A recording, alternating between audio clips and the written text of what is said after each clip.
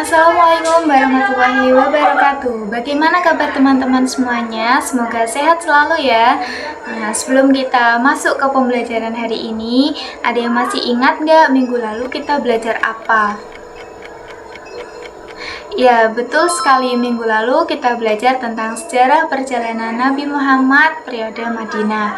Nah, sekarang kita akan belajar tentang keteladanan Khulafaur Rasyidin. Dan pembelajaran kali ini akan saya kasih nama Clash of Champion, di mana nantinya ada 3 fase ya teman-teman. Fase yang pertama memorize, kedua recall, dan yang ketiga examine. Memorize itu mengingat materi yang akan saya sampaikan. Fase kedua recall, mengingat kembali dengan LKPD yang akan saya kasih besok di kelas. Dan dibuktikan di fase yang ketiga examine dengan mengerjakan sambil bermain game. Oke, langsung saja kita masuk di fase yang pertama. Nah, sebelum mengembangkan sejarah Khulafaur Rasyidin, kita akan memberikan apa artinya dulu. Khulafaur Rasyidin ini dibagi atas 2 kata. Yang pertama adalah Al-Khulafa, yang kedua Rasyidin. Khulafa artinya pemimpin, sedangkan Rasyidin ini artinya mendapat petunjuk. Bisa jadi juga dengan cerdas, bisa jadi juga dengan arif bijaksana. Jadi, seorang pemimpin yang ditunjuk sebagai pengganti Nabi yang bijaksana, cerdas, dan memiliki sifat arif dalam kepemimpinannya. Adapun 4 Khulafaur Rasyidin tersebut adalah sahabat Nabi, yaitu Abu Bakar As-Siddiq, Umar bin Khattab, Utsman bin Affan, dan juga Ali bin Abi Thalib. Yang pertama adalah Khalifah Abu Bakar As-Siddiq. Beliau lahir di Makkah 2 tahun 1 bulan setelah kelahiran Nabi Muhammad. Beliau ini salah satu dari as-sabiqunal awwalun. Apa artinya? Yaitu orang-orang yang pertama memeluk Islam. Seluruh harta dan jiwanya itu dikorbankan demi membela agama Islam. Mendapat gelar As-Siddiq yang berarti yang benar karena menjadi orang pertama yang membenarkan peristiwa Isra Mi'raj saat kaum kafir Quraisy menganggap itu kebohongan besar.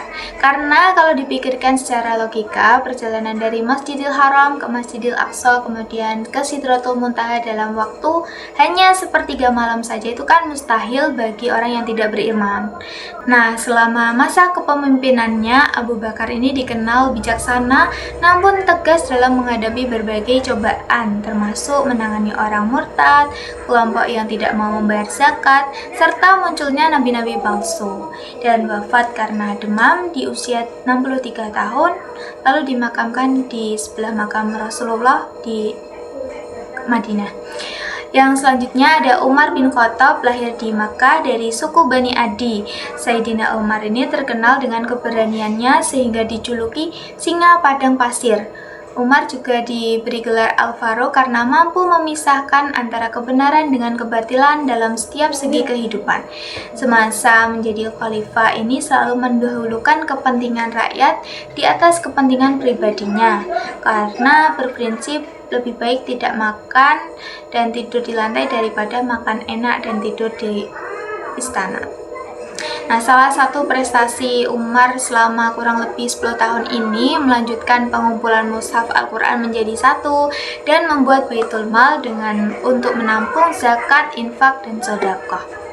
Beliau wafat karena dibunuh ditikam dengan pisau oleh Abu Lu'lu'ah ketika sedang mengimami sholat subuh. Yang ketiga adalah Utsman bin Affan, menjabat selama 12 tahun dan beliau mendapat gelar Dzun-Nurain karena menikahi 2 putri Rasul, yaitu Ruqayyah dan Ummu Kulsum, dan terpilih melalui Dewan Syura yang dibentuk Umar bin Khattab saat masih terluka. Dan Utsman ini terkenal kaya raya dan dermawan. Salah satu prestasinya itu memperluas wilayah Islam, membangun angkatan laut pertama dalam sejarah Islam, dan mendirikan serta membaguskan masjid-masjid, termasuk Masjid Nabawi.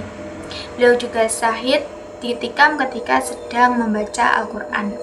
Kemudian yang terakhir ada Ali bin Abi Thalib. Sayyidina Ali itu sepupu Nabi Muhammad dan sejak kecil diasuh oleh beliau sebagai anak angkat yang selanjutnya hijrah ke Madinah itu dinikahkan dengan putrinya Fatimah. Di usia remaja sejak wahyu pertama turun, beliau banyak belajar langsung kepada Rasul sehingga menjadi seorang yang cerdas, berani, dan sabar. Selama menjabat sebagai khalifah, ia memecahkan banyak masalah umat Islam, diantaranya menjadikan Kufah sebagai pusat pemerintahan, mengganti gubernur-gubernur yang kurang efektif untuk memperbaiki pemerintahan setelah masa fitnah yang menyebabkan wafatnya Utsman bin Affan. Dan Sayyidina Ali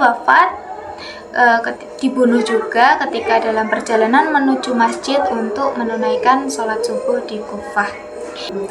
Nah, dari keempat Khulafa ar-Rasyidin ini bisa menjadi teladan yang luar biasa tentang bagaimana menjadi pemimpin yang hebat sekaligus hamba Allah yang taat. Dari Sayyidina Abu Bakar kita belajar arti kesetiaan dan keberanian membela kebenaran. Sayyidina Umar mempelajari kita bahwa pemimpin itu harus sederhana dan mementingkan urusan rakyat daripada diri sendiri. Dan mencontoh kedermawanan yang luar biasa membantu sesama dari Sayyidina Utsman serta kecerdasan yang diiringi kesabaran seperti Sayyidina Ali. Oke, semoga materi ini, pelajaran hari ini bisa diterima dan dipahami ya teman-teman. Sampai jumpa besok di kelas untuk melanjutkan fase yang kedua. See you and wassalamualaikum warahmatullahi wabarakatuh.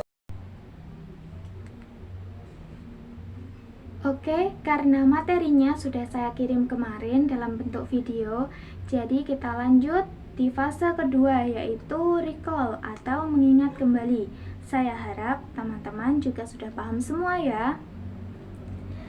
Nah, nanti teman-teman saya kasih LKPD untuk mengerjakan asesmennya.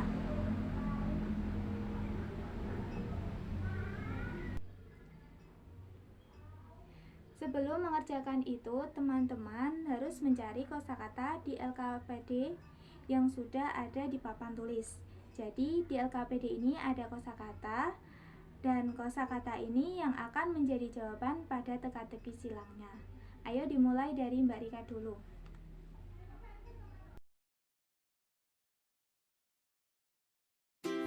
Jadi, saya menerapkan model pembelajaran flipped classroom yang terintegrasi dengan game-based learning, di mana belajar menjadi lebih fleksibel dan nyaman. Kelebihannya, siswa bisa mengulang materi dalam bentuk video berkali-kali di rumah tanpa perlu membawa perangkat digital ke sekolah, sehingga waktu pembelajaran di kelas menjadi lebih efektif dan menyenangkan. Nah, jadi setelah teman-teman menemukan jawaban dari LKPD di papan, nanti dilanjutkan untuk mencari jawabannya dan dikerjakan. Nanti kalau sudah dikumpulkan ya, saya kasih waktu 5 menit. Di fase ketiga atau eksamen ini, saya memilih untuk memberikan asesmen berupa game non-digital agar tidak memberatkan peserta didik. Ini juga sebagai bukti bahwa pembelajaran yang menyenangkan tidak selalu harus menggunakan perangkat digital.